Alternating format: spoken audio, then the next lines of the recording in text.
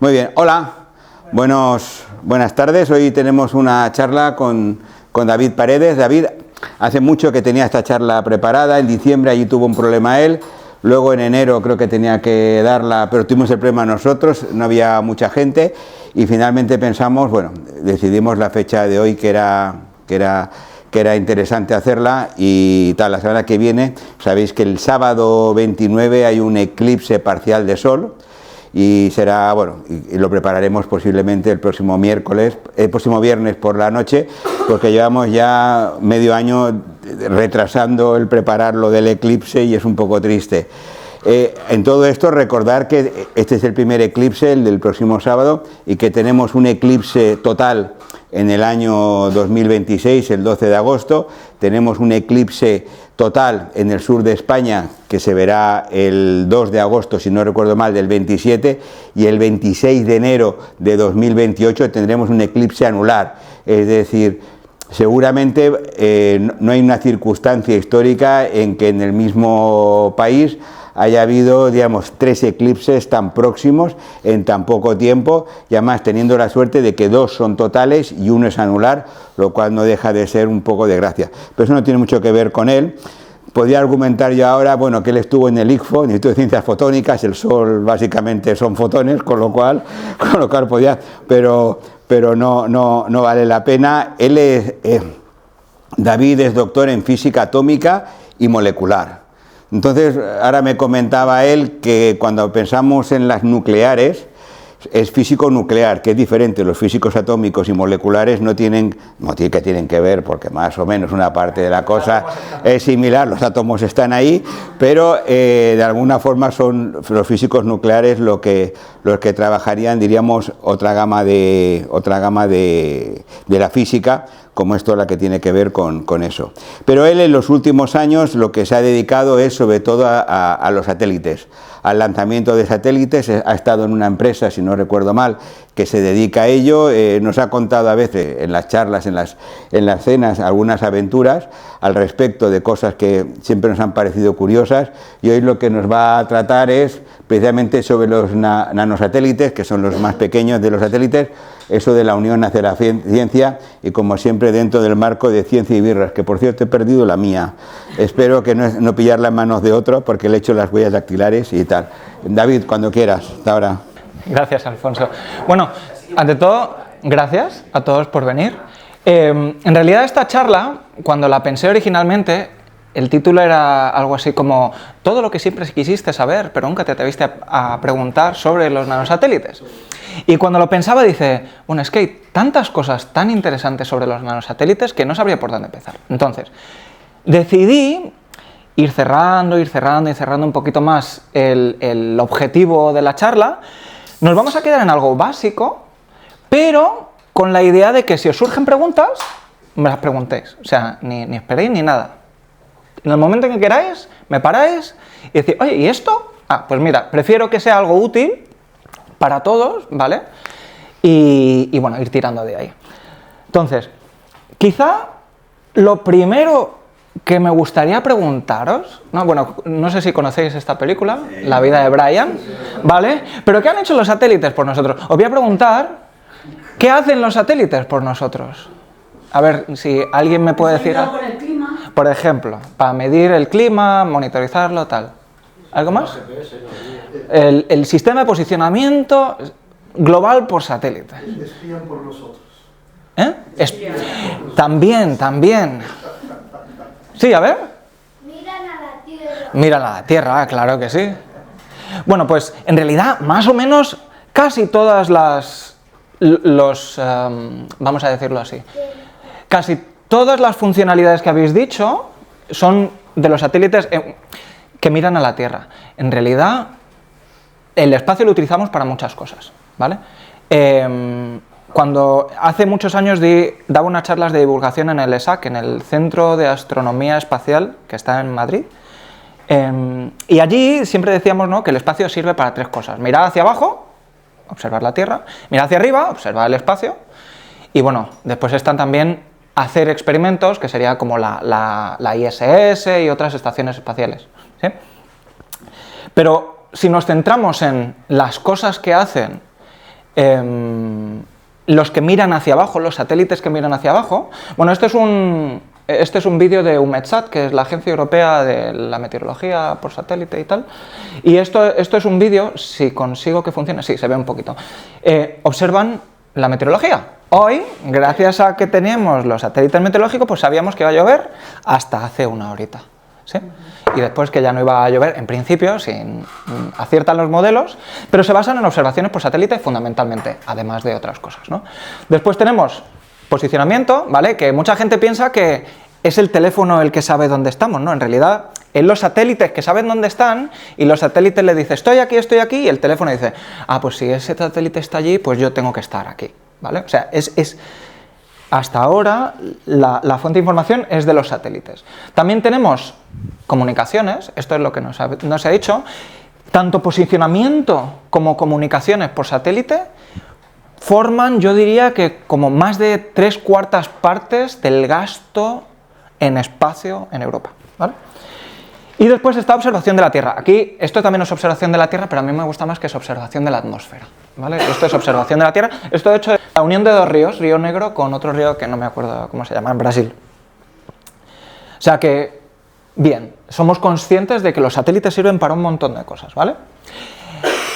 Un montón de cosas buenas, pero bueno, también tiene sus contrapartidas, ¿vale?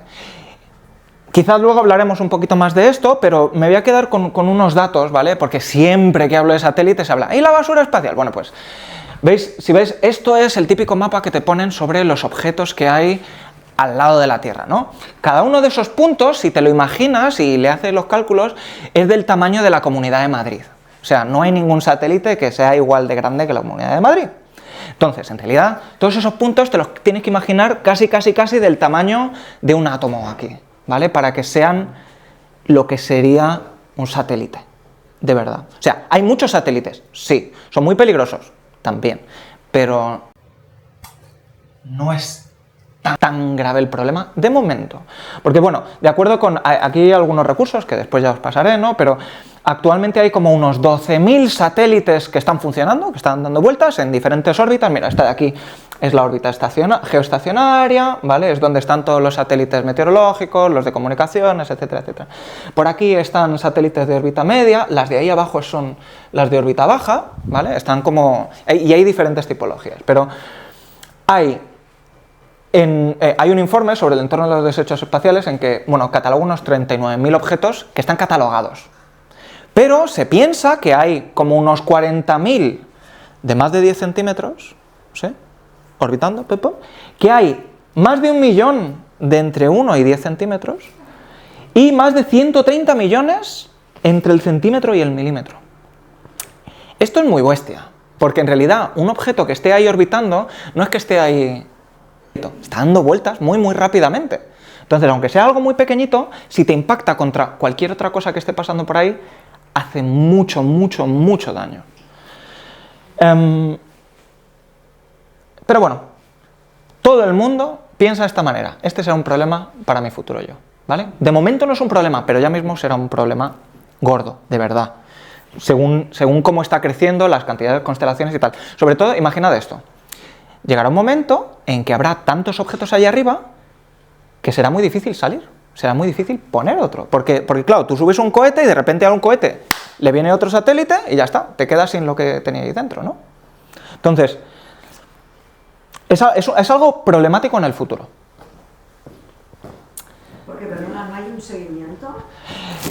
Sí hay un seguimiento. De hecho, nosotros, por ejemplo, en la empresa donde trabajamos, tenemos la manera en que calculamos las órbitas, porque nuestro satélite no tiene un GPS, entonces lo que hacemos es que el escuadrón número 34 del Atlántico Norte, del Ejército de los Estados Unidos, no sé si el 34 o el 57, un número, nos va midiendo todos los objetos y nos dice cuál es la órbita de cada uno de estos actualizada. Entonces existe un seguimiento, pero ¿qué es lo que ocurre si tú no puedes hacer nada al respecto? Porque a lo mejor hay algunos que sí que tienen un poco de propulsión y que pueden, en vez de ir así, a lo mejor van un poquito más a la derecha, un poquito más a la izquierda, un poquito más arriba o abajo. Pero no es que puedes cambiar la órbita muchísimo. La mayor parte de las veces tampoco necesitas cambiar la órbita muchísimo. Si tienes riesgo de colisión, pues dice, pues este un poquito más abajo, este un poquito más arriba y ya está. Como cuando estás en la carretera y te encuentras uno de frente, vas a la derecha. ¿Sí? En el espacio, en 3 dimensiones, es un poquito más complicado. Pero bueno, fundamentalmente te ponen en contacto con quien sea que puedes colisionar y dice, ¿tú qué vas a hacer? ¿Tú tienes propulsión? Entonces yo no hago nada, porque yo no tengo propulsión, así que haz tú lo que quieras, fundamentalmente. Un tema importante que me hubiese gustado tocar, pero que va a ser imposible tocarlo en este tiempo, es el tema de la ley espacial. Es un tema muy interesante, que es fundamentalmente una de las razones principales por las que esto es un problema, es porque si un satélite mío que tiene bandera española, por ejemplo, tuviese un problema con un satélite de, me voy a imaginar, China o Estados Unidos, yo como empresa, así inicialmente, no tengo mucho problema. Es el país el que tiene el problema con el otro país. Después, si el país decide repercutirme los gastos a mí, como empresa, es otra historia. Pero estamos hablando de geopolítica. ¿Qué quiere decir que el problema no tiene el país? Esto, los seguros, ¿no? Deben ser los que tienen el problema, ¿o no hay seguros? Depende. Hay veces en que hay seguros y hay veces en que no. Pero fundamentalmente, un país es el responsable de aquello que ocurra con los satélites que tienen su bandera. Es el responsable actual. Es normal que haya un subsidiario general. Sí. De hecho, por ejemplo, para nosotros poder lanzar, nos llegan nuestros amigos de defensa, nos llegan nuestros amigos de interior, y nos dicen, a ver, vamos a ver, ¿sois fiables o no sois fiables? ¿Qué vais a hacer? Y nos empiezan a hacer un montón de checklists, tenemos que firmar un montón de cosas antes de poder lanzar allí. Justo porque es un problema a nivel de país, si un satélite nuestro hace daño a otro satélite de otro país. Porque tu empresa es española. Mi empresa es española, Por ahora eso, actualmente. es por eso. Sí, si mi empresa fuese... ¿Más financiación, yo qué sé, que te Me da igual, si los chinos me ponen dinero a mí, Sí. yo sigo siendo empresa española. Sí, ya, es porque Sí, la empresa es sí. española. De hecho, yo para poder... Nuestros nanosatélites, se me ha olvidado traerlo. Tenía que haber traído... Nuestros satélites son así. Fundamentalmente, cuando vamos a Estados Unidos para lanzarlos, llevamos una maleta, así. Entonces vamos allí, le decimos no lo pase por el escáner porque es una cosa, digamos, un poco frágil. Estas son las fotos de los que hay dentro. No podemos abrir esto si no es una sala blanca. Nosotros le enviamos toda la documentación antes y ya está. Pero antes de poder hacer eso, nosotros tenemos que hacer una licencia de exportación de material dual, como si fuese militar. Porque potencialmente podría ser una cosa militar. Entonces, bueno, es un poco complicado. Es un poco complicado. Pero yo creo que una cosa que es interesante, que siempre se habla de nanosatélites, ¿no? A mí, yo no he escuchado nunca, pero que esta idea sobre por qué ocurre, siempre me lleva rondando la cabeza varios años, es ¿por qué los nanosatélites? O sea, ¿por qué son interesantes? ¿Por qué han ocurrido ahora? Y bueno, yo tengo unas razones. Uno de ellos es el abaratamiento del coste de lanzamiento. O sea, ahora con los señores como Elon Musk y tal... ¿tú tienes una pregunta? ¿Por qué no le tiras una bala al satélite? ¿Pero para qué quiero tirarle una bala a un satélite? Si se para y tira otro satélite. No, porque fíjate, si tú le tiras una... Eso es una muy buena pregunta, ¿eh? Si tú le tiras una bala a un satélite, en el espacio, ¿qué es lo que va a pasar? Se va a hacer 1000 pedazos. Y entonces ya no tienes un problema, tienes 1000 problemas. No es fácil todo el tema de la basura espacial. Bueno, tenemos el tema del abaratamiento del coste de lanzamiento, ¿vale? Que es, bueno, antes nada más que los países o la NASA o la ESA podían lanzar porque cuestan decenas de millones de euros. Ahora, por solo decenas de miles de euros o centenares de miles de euros, puedes lanzar, ¿sí? Entonces, bueno, empieza a reducir los costes. Por otra parte, la miniaturización, bueno, esto es la ley de Moore que dice que cada vez vamos a tener más poder de computación y se va a doblar la capacidad de computación cada 2 años, pero en realidad eso también implica que cada vez las cosas son más y más y más pequeñitas, ¿sí? Eso quiere decir que tú puedes tener tecnologías muy complejas, lo que antes necesitarías a lo mejor una lavadora para hacer los cálculos que tú necesitas para las órbitas, ahora lo tienes mucha más potencia aquí, y esto no, como pesa poco, lo puedes lanzar barato, ¿sí? Y después está el tema de la estandarización. Y esto de la estandarización es una alusión a lo de la unión hace la fuerza. ¿vale? Porque la estandarización, bueno, esto no sé si sabéis lo que es, esto es un tornillo que está hecho en madera, pero es un tornillo que está hecho a mano. Antiguamente desde siglos, creo que está documentado que siglo I y pico, había algunas cosas rudimentarias, pero después hasta el siglo XVII no se ha empezado realmente a estandarizar la manera de hacer tornillos. Fundamentalmente, cuando tú tenías un tornillo, le hacías una tuerca y esa tuerca era para ese tornillo. Si se te rompía el uno del otro, pues tenías que hacerte otro par. No podías poner dos, o sea, no podías ponerle otra tuerca u otro tornillo, ¿no? Entonces, eso digamos que ralentiza mucho cualquier tipo de desarrollo. ¿Pero qué es lo que ocurrió? ¿Qué es lo que ocurrió? Que en un cierto momento se estandarizó. Y pudiste pasar, cuando digo estandarizar es, imaginaos en industrialización.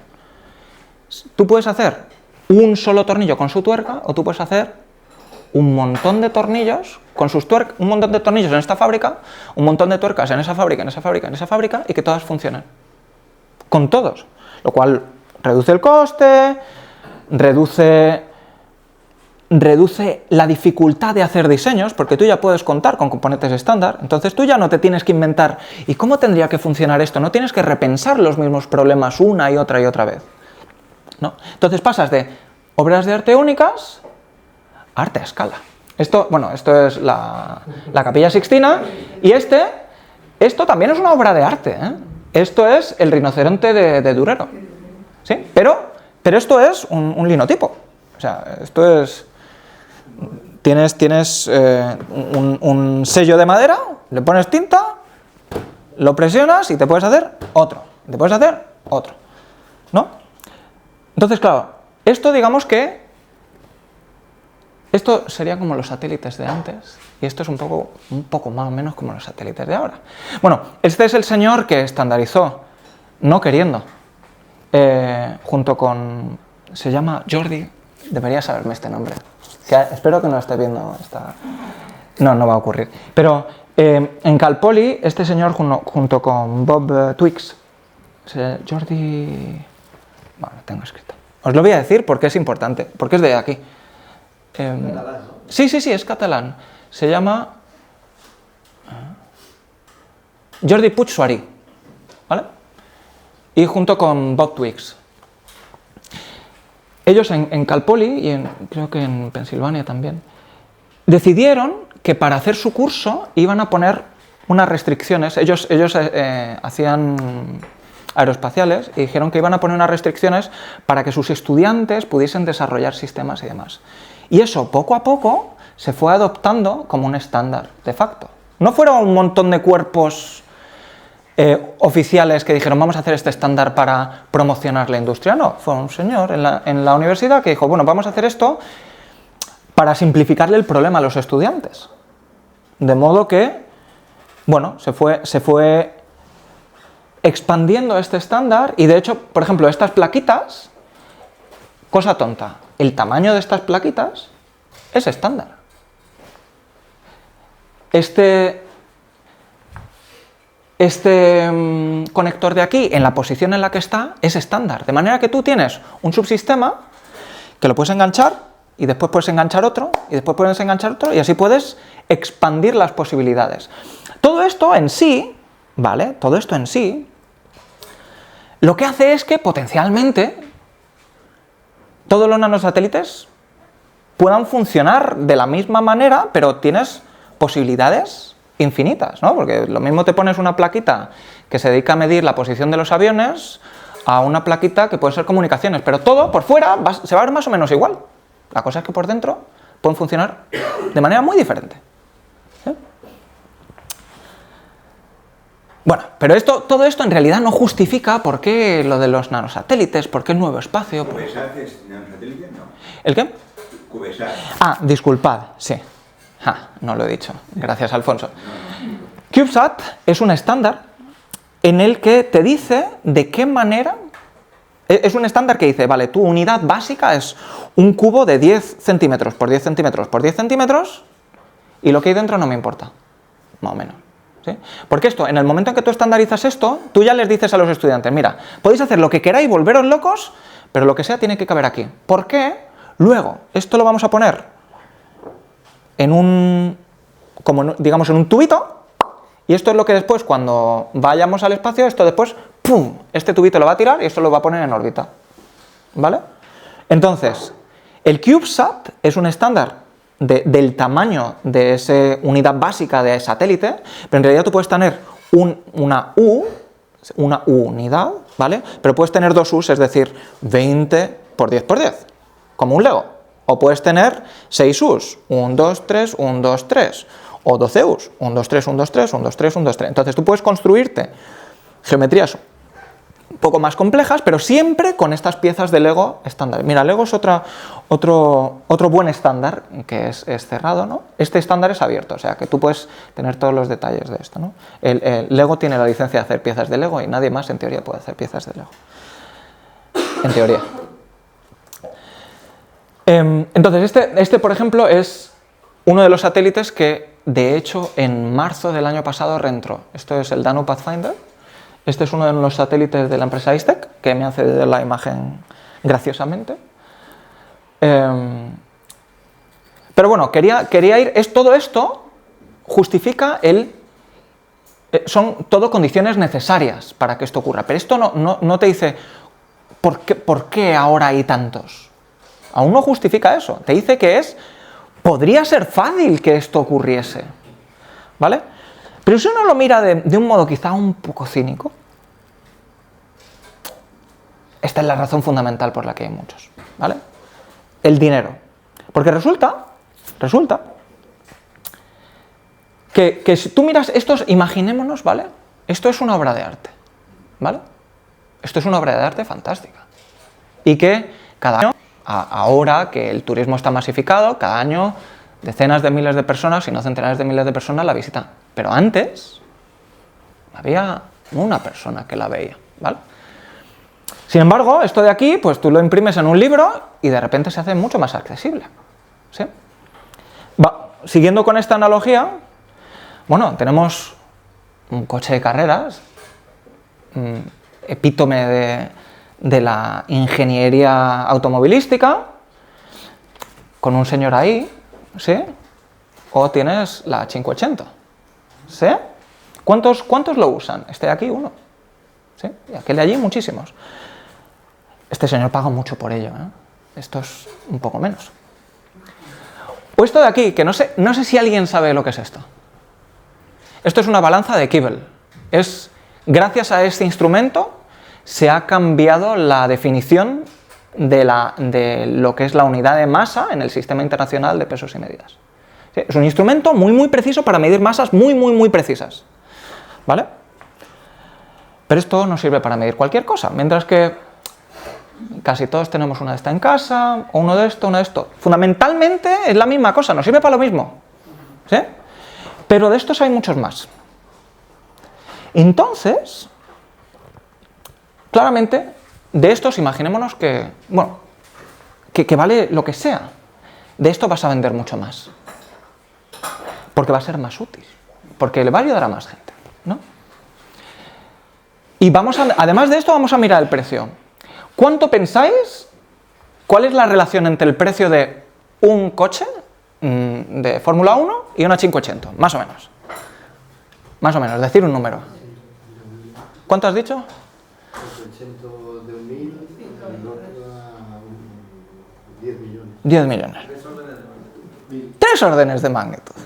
Muy bien, así me gusta. Venga, de la balanza de Kibble a una de... ¿Cuántos dice? 200.000. Bueno, no, vamos a quedarnos en el mismo número, ¿vale? Más o menos. Curioso, ¿eh? Venga, y este último. Esto es un satélite que se llama Sentinel-3, que sirve que está lanzado por la Agencia Espacial Europea dentro del programa Copernicus, que sirve para medir un montón de cosas. Es Sea and Land Surface Temperature, bla, bla. O sea, es un satélite que nos sirve para medir la superficie de la Tierra. Cada día pasa este satélite por encima nuestra y nos echa una foto, ¿vale? ¿Cuál va a ser la relación, más o menos? Muy bien, veo que sabemos extrapolar, ¿no? Sí, más o menos. Esto cuesta como unos 10 millones, más o menos, ¿sí? Esto cuesta, la versión en barata es como unos 50.000 euros. Y esto cuesta, pues como unos 500 millones. ¿Sí? Más o menos. Diferentes órdenes de magnitud. Pero fíjate, qué curioso, ¿eh? Qué curioso que la cosa, el objeto o el instrumento de medida state of the art, o sea, estado del arte, es como 1000 veces más caro que el que utilizamos todos los días. Bueno, esto también tiene una ventaja, ¿no? A nivel de la unión hacia la fuerza, ¿no? Imaginémonos, ¿no? Este es el Sentinel-3, de nuevo, esto es una renderización gracias a la ESA, ¿vale? Y estos son un montón de nanosatélites, ¿vale? Con el mismo precio, aquí lanzas uno y ahí lanzas 1000, más o menos, ¿sí? Vamos a hacer una pregunta. Se nos rompe uno. ¿Qué va a pasar al servicio que yo tengo con ese? Pues casi nada, se me va a reducir en 0.1%. Sin embargo, si este me falla uno, nos quedamos sin eso. Y además el coste de ese fallo es catastrófico. De hecho, creo que fueron 3 años, no sé si salió por la tele y tal, hace 3 años, el Estado español iba a lanzar un satélite que se llama Ingenio, que iba a ser acompañante de otros satélites que ya tenemos en órbita, que se llama Paz, para el Sistema de Observación de la Tierra de España, en Producto Nacional, tal. En el lanzamiento hubo un problemilla y se perdió. Bueno, pues hemos perdido 500 millones de golpe. Y no había seguro. Bueno, pues el coste... Lo que me sorprende es que haya gente que asegure eso. Por eso no había seguros. Existen seguros para lanzamiento. Nosotros lanzamos con seguro. Pero te aseguran solo el lanzamiento, ¿eh? O sea, normalmente cuando uno ya está allá arriba... funciona... Claro, si se te rompe a mitad, nadie te asegura esto, ¿no? Pero, porque de hecho, actualmente es muy fácil lanzar cosas al espacio. El problema es que funcionen en el espacio, ¿vale? Eso es otra patata que daría horas y horas de hablar de esto, ¿no? Pero en este de aquí, vamos a ir, digamos, en este de aquí, bueno, tú lanzas uno, se te falla uno, pues ya está. De repente el riesgo que tú puedes asumir a un coste se ha reducido brutalmente. ¿Sí? Se lanzan redundantes. Por si se estropea uno, que quede otro. Esto no, o sea, vale, es una muy buena pregunta. La redundancia es la redundancia para aquellos que quizás no están escuchando es el tener dos de la misma cosa, que funcionen y que de tal manera que si uno falla tengas el otro, ¿vale? Entonces, es un concepto que se utiliza muchísimo en ingeniería aeroespacial, que por ejemplo se utiliza a nivel de componentes, en cualquiera de estos dos, de tal manera que tú siempre sueles hacer que tengan los dos componentes por duplicado, de tal manera que si te falla uno, puedes utilizar el otro. Por ejemplo, nosotros en el ordenador de a bordo del satélite tenemos algunos componentes que son redundantes. Por ejemplo, regiones de memoria donde guardamos valores críticos que necesitamos para que el satélite sobreviva, están en 3 lugares en la memoria, de tal manera que si viene una partícula cósmica y hace un bit que vaya de 1 a 0, en realidad siempre tenemos los otros dos con los que comparar, que están en lugares diferentes de la memoria, de tal manera que si uno de ellos está así, siempre que vamos a leer esos lugares en la memoria, leemos los 3, y si hay uno que está mal, estos dos van a estar de acuerdo y este no. Entonces dirá, ¿hay 2 que están de acuerdo? Sí, pues entonces este es el valor y cambiamos este de nuevo al que tocaba ser. En el caso de estos satélites normalmente no lanzas 2, normalmente, ¿vale? Porque es ese instrumento, ese coste, pero dentro tienen redundancias en sistemas. A lo mejor tienes 2 sensores que miden la misma cosa, solo que primero utilizas uno, utilizas otro, ¿sí? En nuestro caso de aquí, normalmente se lanzan muchos a la vez. Planet Labs, que es, yo diría, la empresa de nanosatélites para la observación de la Tierra más grande que existe actualmente, estos solían lanzar a centenares. Y originalmente, pues si le fallan un 5%, pues oye, he perdido un 5% en mi inversión, pero me va a dar lo que sea, ¿vale? es otro concepto, es otro perfil de riesgo. Y de repente, claro, tú el riesgo lo quieres porque, bueno, la gente quiere invertir en estas cosas porque te da unas capacidades muy buenas, como te permite observar en muchos lugares, mientras que si tú tienes un instrumento, pues nada más que puedes observar un lugar, por ejemplo, a la vez. Entonces, hay gente que le mola la idea de que tú tengas capacidades que la gente pueda querer. Pero claro, si la única opción es lanzar uno de estos sistemas, los inversores privados, porque justo esto, porque si lo pierdes, lo has perdido todo.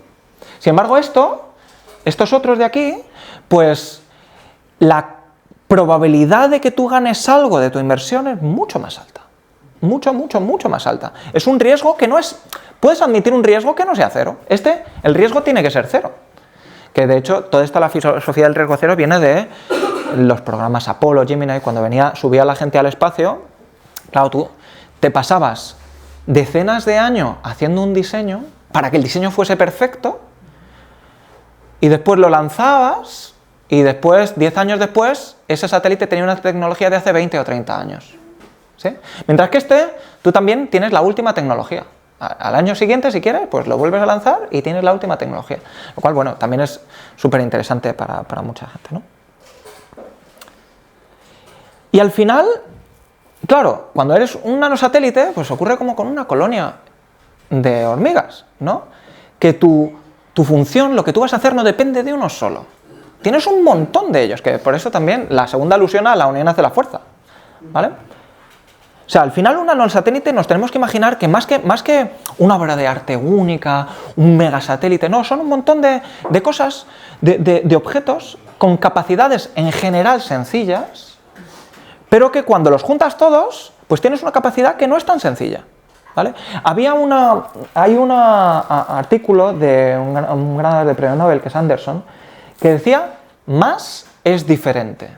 O sea, que cuando tú tienes muchas cosas, a veces el comportamiento de todas esas cosas juntas es diferente y no lo puedes predecir exactamente qué es lo que va a ocurrir cuando tienes uno solo. Él se refería a sistemas complejos de como átomos en un bloque de estado sólido, ¿vale? Pero si estiramos un pelín la analogía, claro, las capacidades que te da un montón de satélites chiquitines no las puedes predecir si solamente miras el satélite chiquitín, uno de ellos, ¿no? Lo tienes que pensar de manera global para tú entender las capacidades, ¿no?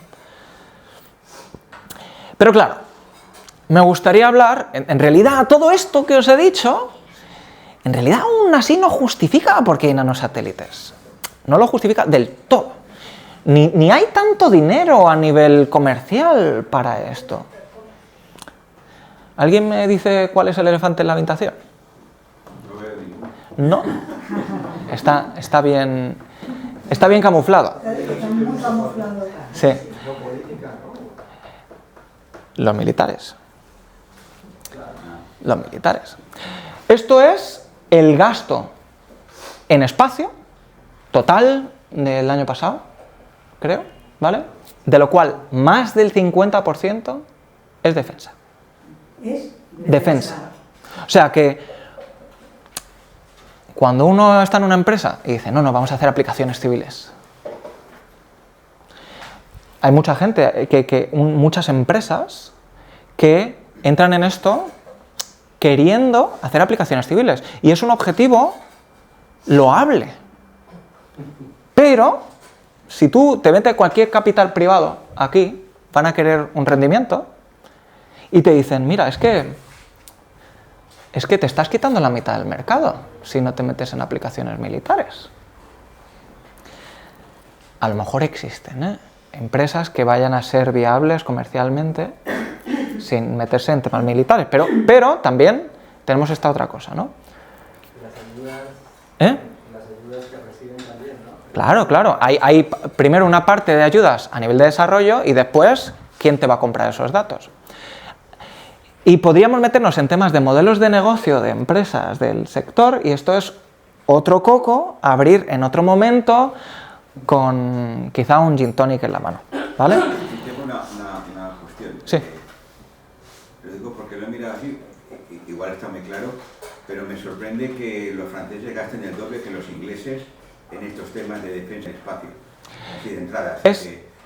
Para mí es muy sorprendente eso. Y que la India, disculpa, que la India gaste la mitad que los franceses. Cuando la India es una potencia en el espacio y Francia no.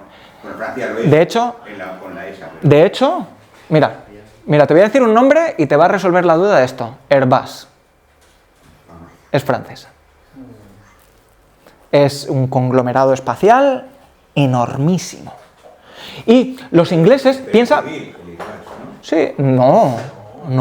Airbus tiene Airbus, el normal de los aviones y tal, y después Space and Defense. ¿Vale? Que yo no sé cuál de los dos es más grande. Este de aquí, estos tienen lanzadores Ariane. ¿Sí? Vega es italiano. India, en realidad, igual que Rusia, tienen programas, pueden lanzar cosas, pero la cantidad de inversión en estos conceptos es muy, muy pequeña. De hecho, os voy a hacer dato curioso. Nosotros hemos lanzado 3 satélites, 2 de ellos con SpaceX, y uno de ellos lo lanzamos con PSLV, que es una empresa india. Si tú vas a SpaceX y lo lanzas con SpaceX y verás los lanzamientos con SpaceX, aquello es todo alta tecnología. Es ordenadores súper finitos, gente muy bien vestida, mirando una pantalla, todos comunicándose. Los indios son monitores de estos de CRT, ¿sabes? De tubos tubos de cátodo, sí, de todos amarillentos, ¿sabes? El señor con el cigarro. De hecho, el señor que era el director de misión del lanzamiento que nosotros estábamos, estaba así. Le veías, había siempre una cámara apuntándole y él estaba así. Y estaba sin mirar a la cámara, o sea, sin mirar a nada. Nosotros tenemos la hipótesis de que este señor, como que eso señala que todo va bien. En el momento en que este señor haga así, mal. Da una tranquilidad. Sí, este señor... Sí, también es todo percepción, ¿vale? Porque igual, si alguien ha leído un poco de, por ejemplo, los programas espaciales rusos, sobre todo el tema de astronautas y demás, claro, es muy diferente, ¿no?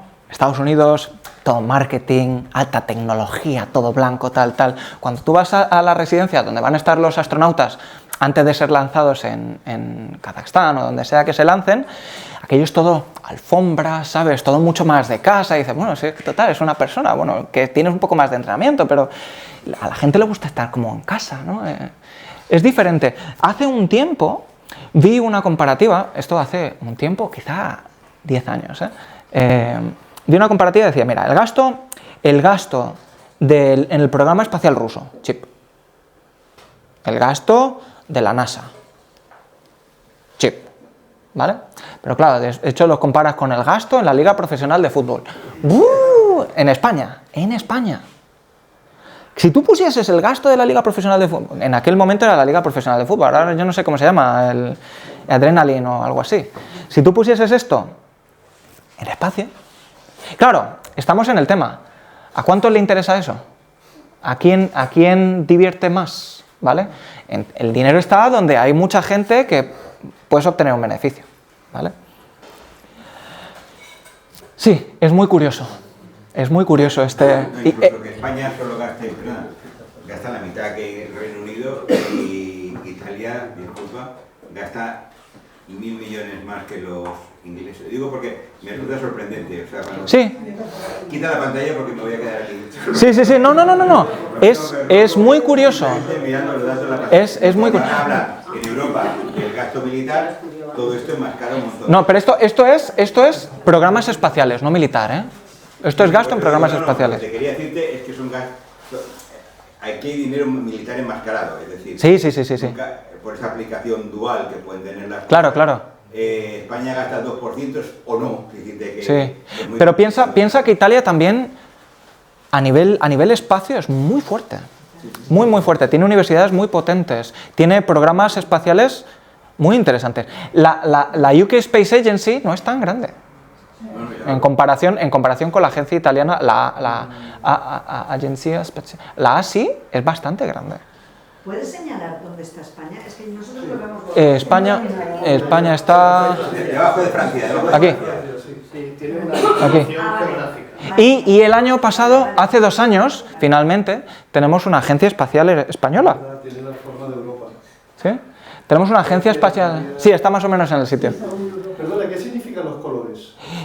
Los colores creo que es el continente, simplemente. Creo, ¿eh? China, India, Ah, sí, sí. Bueno, a ver, si consideramos Europa como un solo continente, etc. ¿Sí? Rusia es un continente solo. Sí, efectivamente. Creo que es esto. Y no pone, creo que no pone nada. Ah, no, sí, Australia aparece por ahí. Pero esto es increíble. Bueno, no es increíble, es muy, muy creíble, pero si uno lo piensa, es lo mismo que el gasto en defensa. El gasto en defensa de Estados Unidos es igual a la suma de sus 2 o 3 siguientes... Es muy, muy bestia. Bueno, me resulta curioso que este sea la slide en la que más preguntas ha licitado. Pero a nivel de la historia siempre ha sido que México gaste menos que Etiopía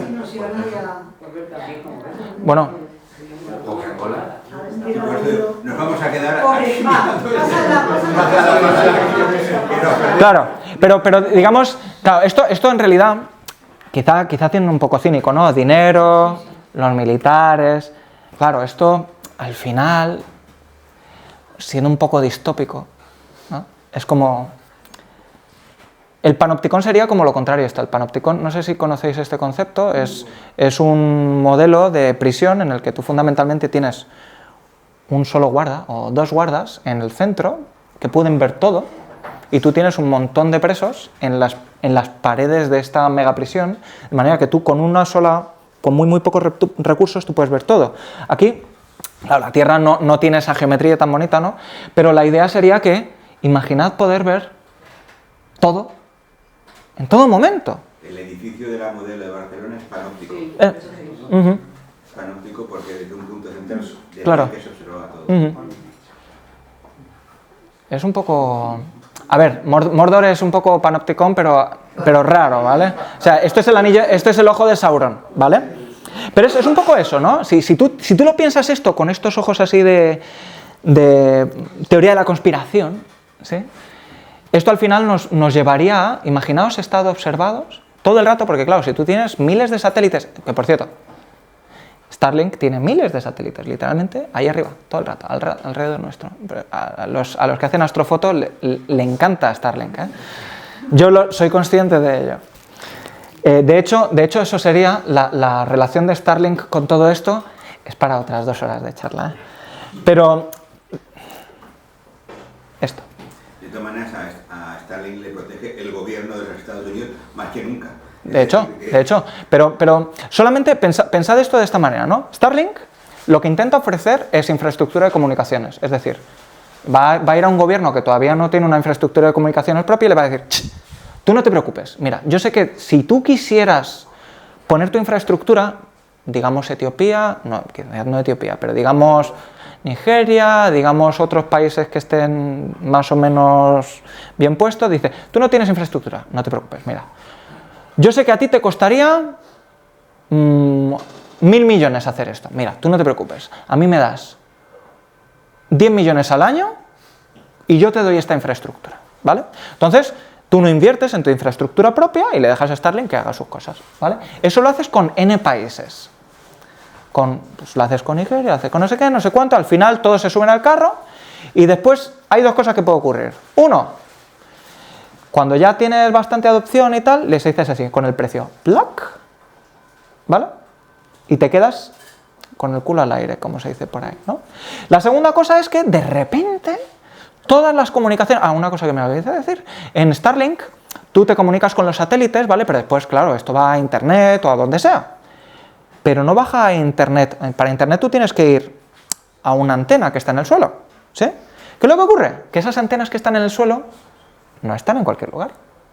O sea, tú de repente vas desde tu país, vas al espacio y del espacio bajas a Estados Unidos.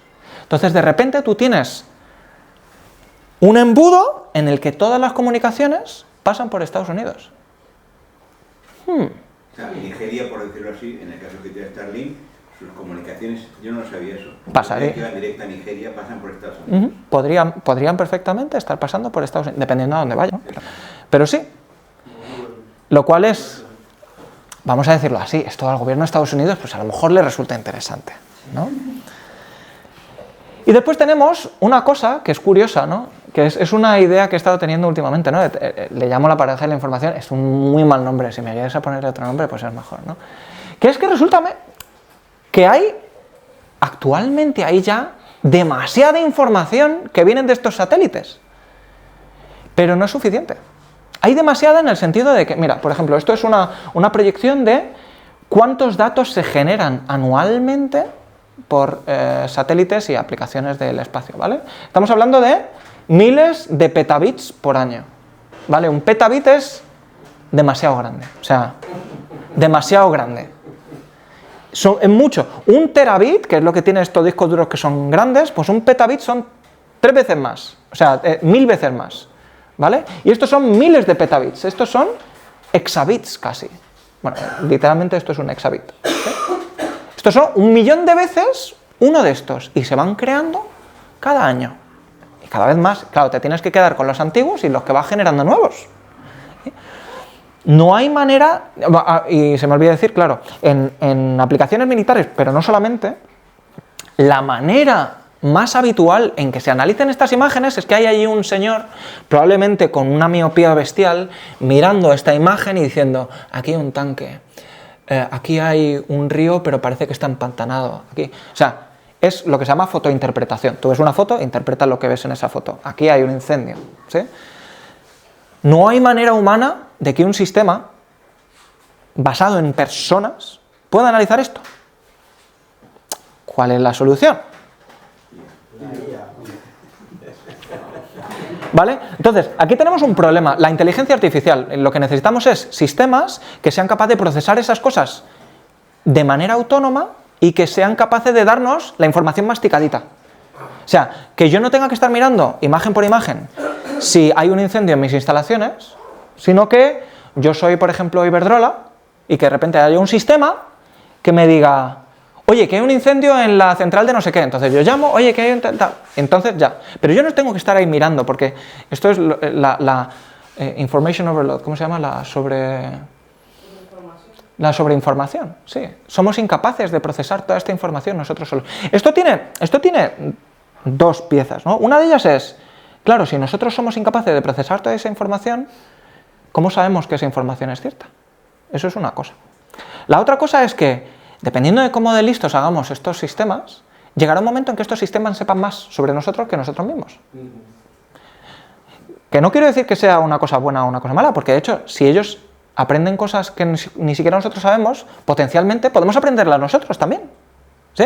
O sea que, no estoy diciendo que sea bueno y malo, ni malo. Estoy diciendo que, bueno, es curioso que necesitamos más información para todos los problemas que tenemos, pero que aún así seamos incapaces de procesar la información que tenemos actualmente. O sea que tenemos, como se dice, tenemos en la balanza más datos, necesitamos más capacidad de procesado, y necesitamos más datos y más capacidad de procesado, ¿no? O sea, esto es una, vamos a decirlo así, una batalla, es tensiones crecientes en el espacio de la tecnología. Pero bueno, esto le viene también muy bien a los inversores. A la gente le gusta invertir en estas cosas. Pero bueno, al final me gustaría acabar la charla, que debería haber sido media hora, pero al final se ha sido un poco más. Es que siempre me lío. Me gustaría quedarme con una idea, que es el efecto perspectiva, no sé si lo conocéis. Cuando una persona va al espacio, casi todas las personas que van al espacio suelen coincidir en que cuando tú ves la Tierra desde este punto de vista, te cambia la manera en que ves el mundo, porque de repente te das cuenta de que lo que nosotros somos y lo que nosotros hacemos, donde vivimos, es un lugar muy pequeño. Y que en lo que abarca la vista está ahí todo. De repente dejamos de prestar importancia a los egos, dejamos de prestar importancia a los motivos ulteriores que tenemos. Y total, es que a las barreras, a las fronteras, no existen. Entonces, quizás los nanosatélites nos puedan dar una nueva visión que hasta ahora no teníamos, que hasta ahora no tenemos, justo porque tenemos sistemas únicos en los que observamos la Tierra en un lugar, en un momento, ¿vale? Y si somos capaces de observar la Tierra en su totalidad y entender mejor cómo funciona, seremos más capaces de entender que somos un solo pueblo, vamos a decirlo así, que somos una sola, y somos unos solos con la Tierra, ¿vale?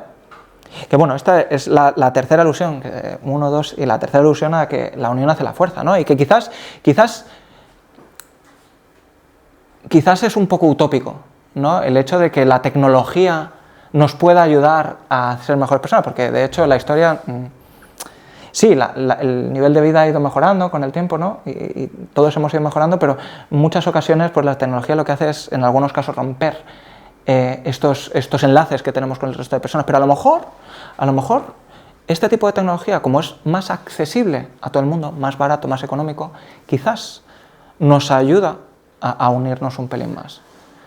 Yo sé que esto está cogido con pinzas, ¿eh? Yo soy consciente de que esto es la última parte de la charla, pero yo soy optimista por naturaleza, ¿vale?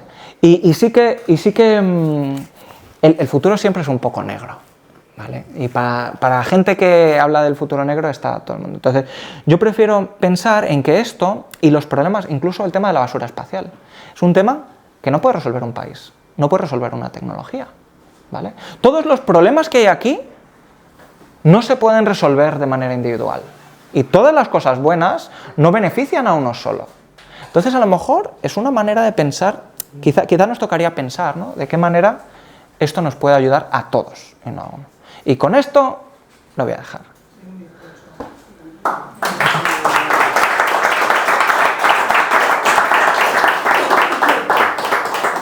En realidad la información te da datos solo. Jorge, ¿se te ha caído algo? Es decir, que no te da decisiones, ni orientación, ni nada de eso. De hecho esa reflexión estábamos haciendo el otro día con Fede, que claro, la inteligencia artificial, uno de los problemas más insidiosos que tiene es que si tú dejas que los sistemas de inteligencia artificial tomen decisiones, de repente, uno de los pilares fundamentales del sistema judicial, que es poder asignar culpa, te deshaces de él. ¿Quién tiene la culpa de esta decisión que se ha tomado basado en datos que nadie ha controlado? ¿Sí?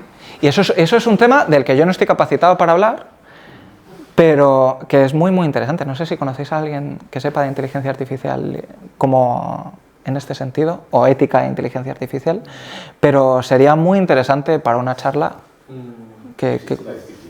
Sí. Sobre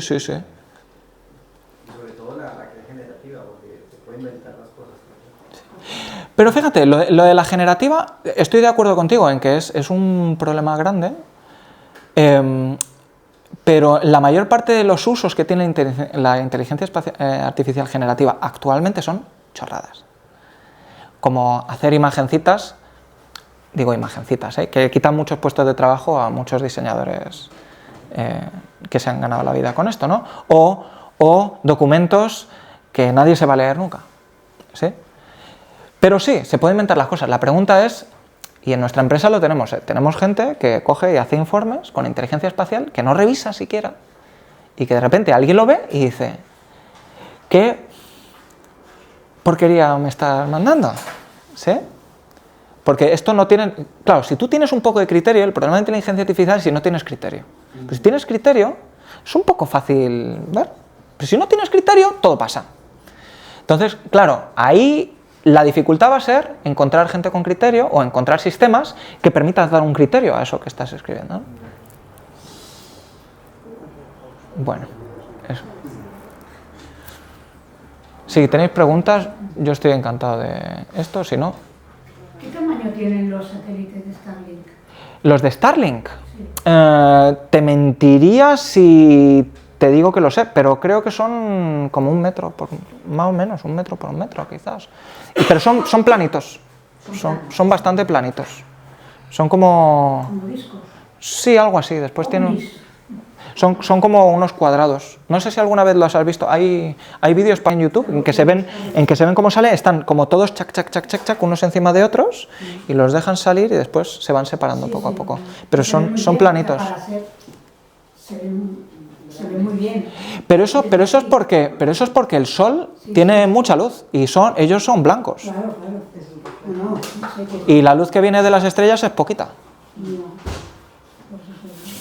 ¿Los tuyos cómo son los que tú has lanzado al espacio? Son chiquiticos, son 10, mira, uno de ellos es 10 por 10 por 20 y el otro es 10 por 20 por 30. Son 2 Us y un 6 U. Sí, solo por curiosidad, ¿cuánto cuesta uno de estos? Si te lo dijese tendría que matarte. No, depende. Sería una matanza. No, tengo, a ver, aproximaciones, depende a quién le preguntes, ¿vale? Pueden ir, algunos vendedores te los venden a 1 millón de euros, hay algunos vendedores que te los venden a 50.000 euros. Si te vas a un chino te lo hace más barato. Nosotros lanzamos con uno que no ha ido muy bien, era la opción barata, hemos aprendido, no volvemos a lanzar con esa. ¿Sí?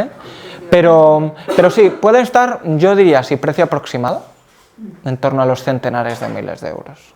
¿Sí? Era curiosidad de saber. Sí. Son 10, 20, 30, me has dicho más o menos. 10 por 20 por 30 centímetros, o sea, es como una caja de zapatos. Como una caja de zapatos. ¿Y las aplicaciones de los vuestros? Entonces, los nuestros lo que hacen es observar la Tierra en térmico. O sea, lo que hacemos es miramos la temperatura de la Tierra. Y las aplicaciones en concreto son para, por ejemplo, gestión de incendios, ¿no? Porque, claro, ves cosas con temperatura, pues las cosas que están calientes pues brillan. También podría ser agricultura, ¿vale? O, claro, temas de seguridad y defensa.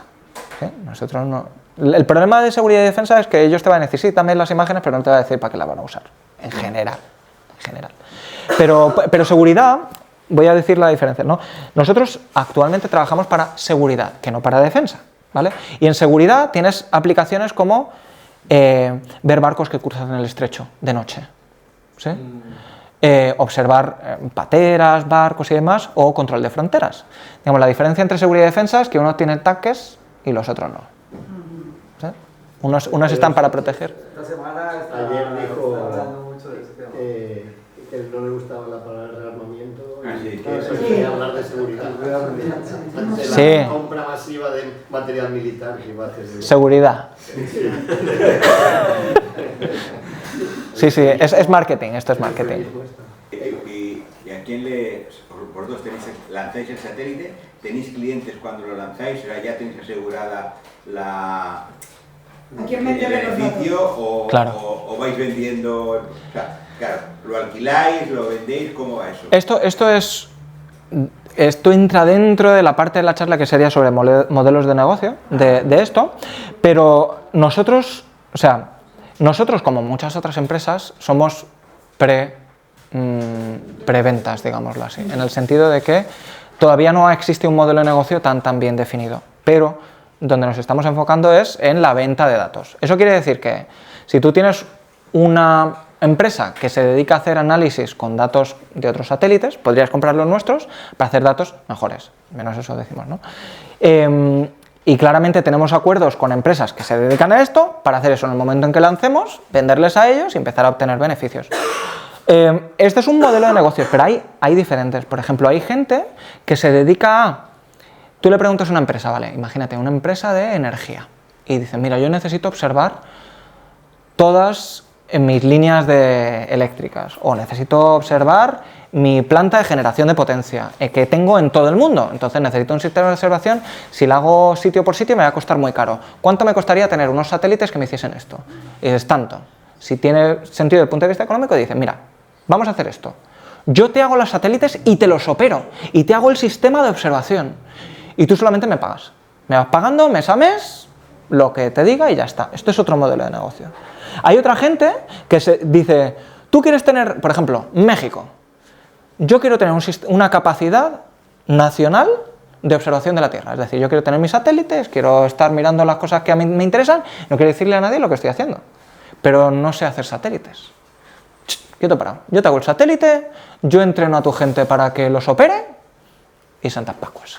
Eso es otro modelo de negocio. Y como esos hay como 7, 8, 9 o si preguntas a 20 empresas son 20 modelos diferentes. Pero esos son los más comunes. Depende de cuánta involucración del usuario final quieres tener, ¿no? Pero en nuestro caso nosotros hacemos, en realidad no los lanzamos, le pedimos a alguien más que los lance, pero nosotros hacemos la cámara, potencialmente hacemos también el satélite, dejamos que el señor Elon Musk nos lo mande al espacio, lo operamos y después la gente nos dice, échame una foto aquí, échame una foto allí, échame una foto aquí. Y nosotros le echamos la foto y se la damos y ya está. Y ellos no se tienen que preocupar de nada más. ¿Y haces una previsión de los años o el número de que tiene que estar funcionando? Sí. No el número de años, sino... Sí, normalmente... vale, esto es otra cosa que tiene que ver también con la basura espacial. Es que está todo unido. Nosotros, normalmente por el tipo de tecnología que utilizamos, estamos hablando de que cada uno de nuestros satélites puede tener una vida útil de unos 5 años.